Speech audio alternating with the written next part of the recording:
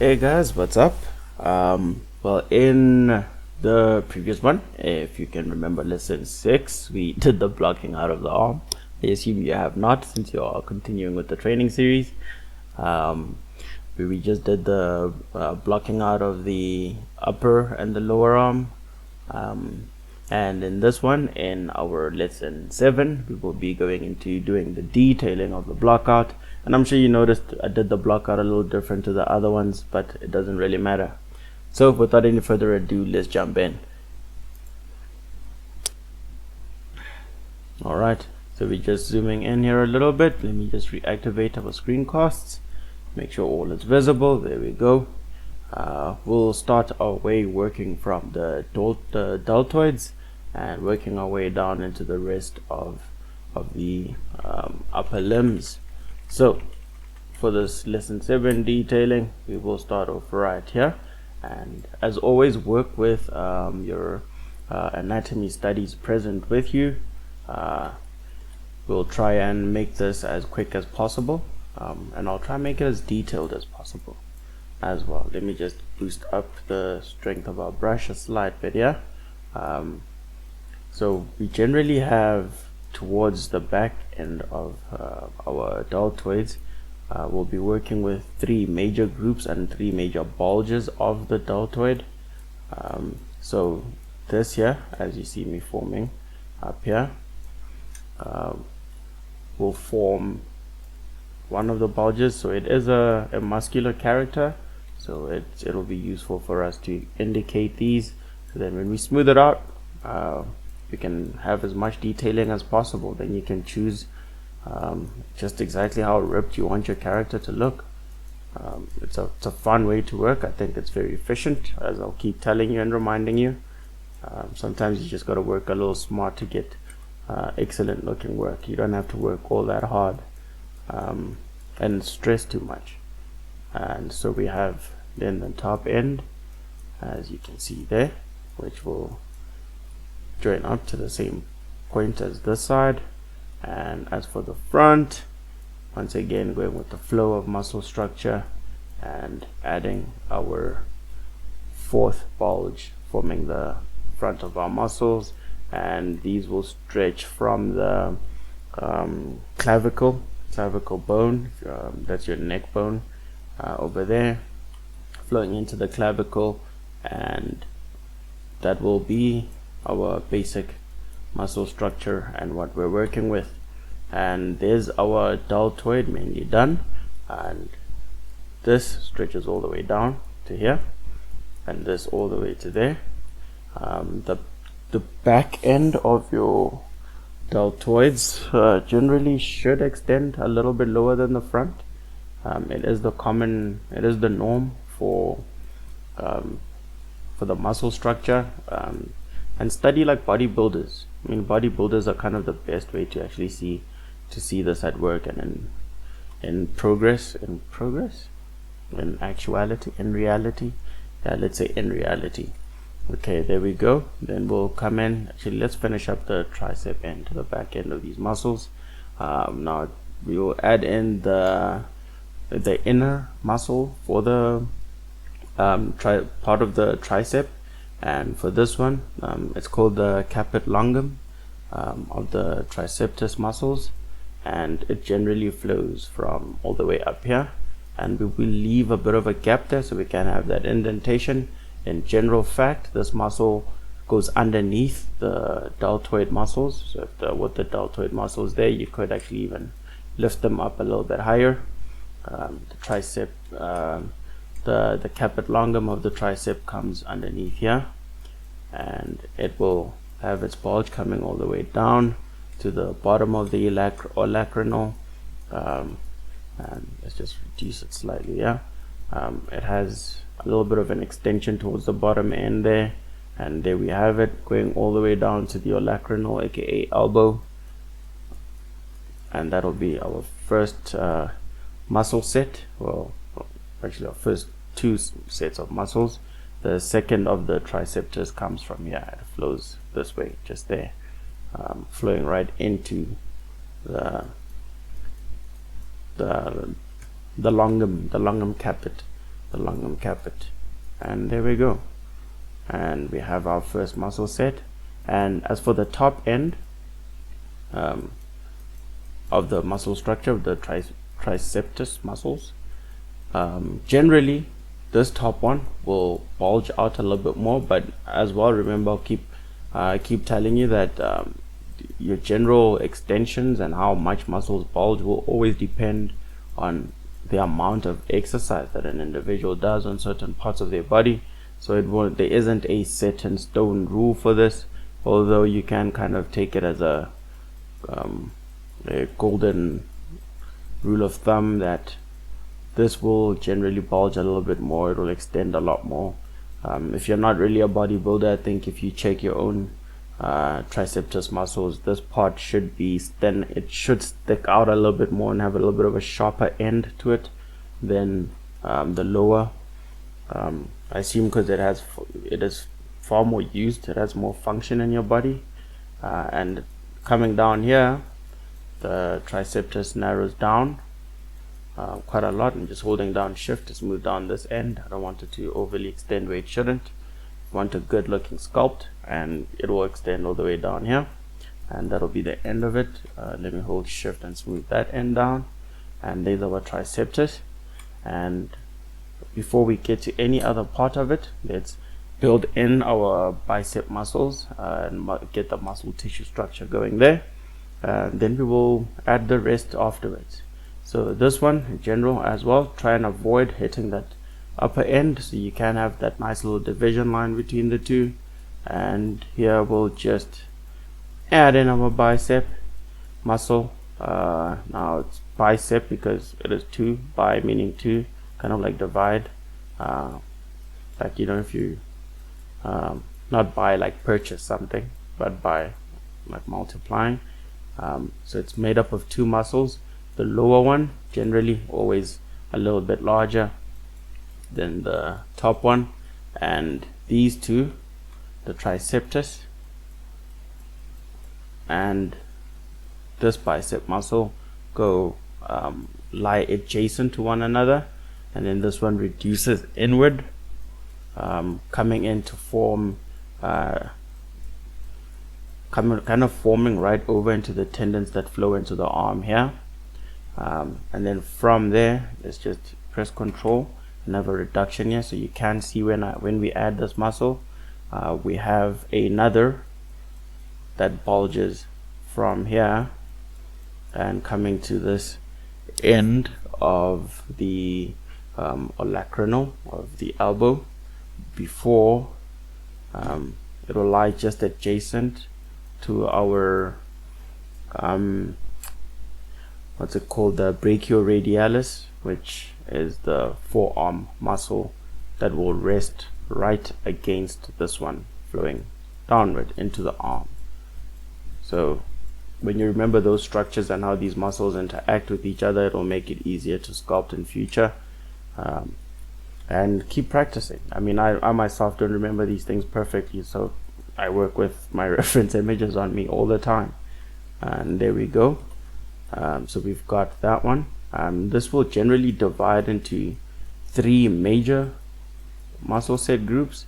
So that's the first, which generally comes down to like a sharp end as well, right here into the arm, and we'll kind of end there, I guess, ish. Yeah, that's good. Then we have the second set, which goes all the way down to the elbow, the olecranon, which will look slightly larger and more bulged coming down, and of it a third which kind of curves downward this way, and all of these have kind of very thin tendons towards the end of them. So we'll smooth down quite a bit here, but if the guy is really super ripped, it gives you the opportunity as well to be able to indicate and show that off a little bit. Know what I mean? Know what I mean? Hey, Nige.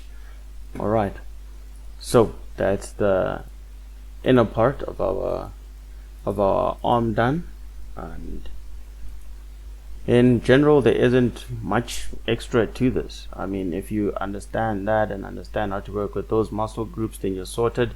And as part of the bicep, we do have some not so superficial muscles that lie within the bicep here. You have 2 sets, not super visible, but we'll just add that in there just for the sake of having, you know, just an excellent sculpt. For the spirit of excellence, we'll rock it this way, and then bring the tendon in coming there, and here's where we'll have our bulge for the veins, which it's not, I mean, the veins lie right by the tendons, which allow us to flex and extend our arms. Okay, now with that sorted, we'll just work this muscle in. And the reason why we want to do it this way is because of the angling of the muscle structure. So we'll have our second set here. It actually doesn't flow as just one, it's 2 sets of muscle groups that extend together, forming this part.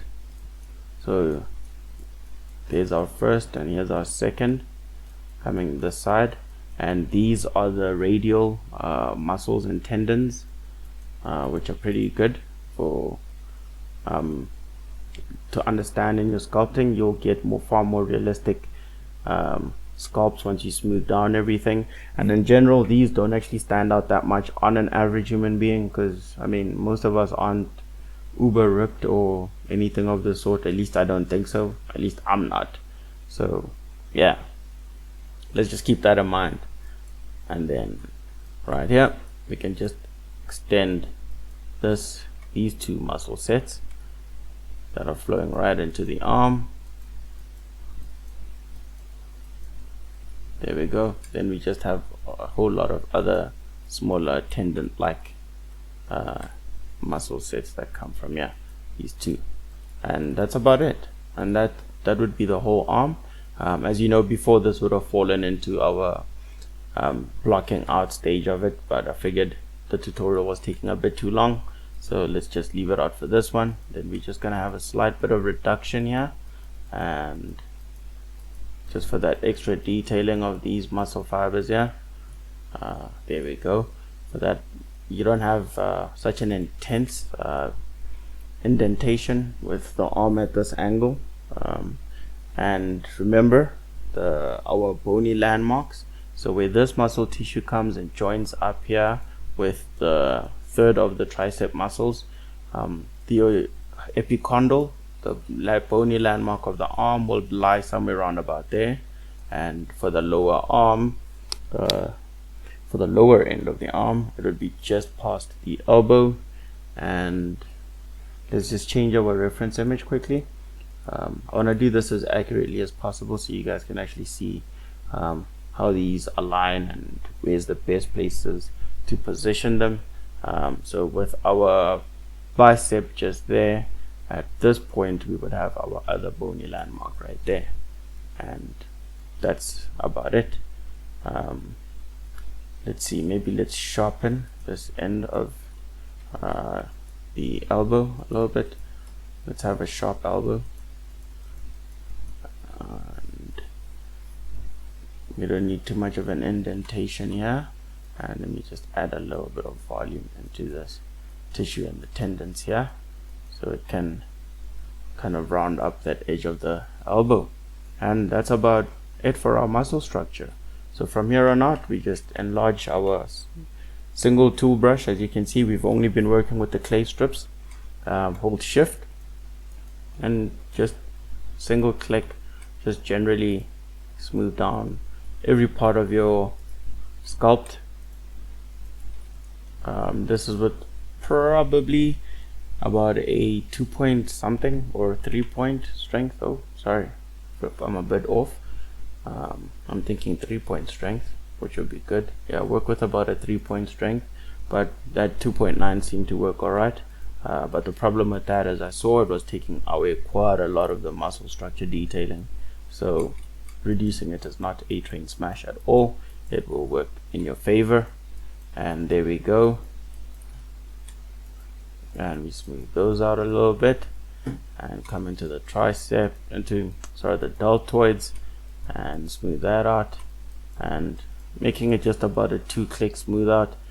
It is better this way because then we have a little bit more control over our brushwork, which is very useful to us. That's what we want. We want to be able to control it, and considering how kind of really bulked out he is, this is very useful for us. We want to work, we want to be able to have control over how much of the detailing we want to keep. If we're going to make a staunch character, let's make him staunch. There we go. Okay, now let me first switch here. Let's go into top view, take the grab brush. I just want to slightly drag these inward. I feel like he's a little bit too bulked out for my liking, and there we drop these in a little bit and just have that deltoid shoulder muscle standing out a bit more, as you can see, automatically making this about I don't know, 1,000 times better. And yeah, there we go. I think I'm happy with that. I hope y'all agree, or let me know what you think. I like these little slight indentations there. It makes it a little bit more realistic, a little bit more fun to look at.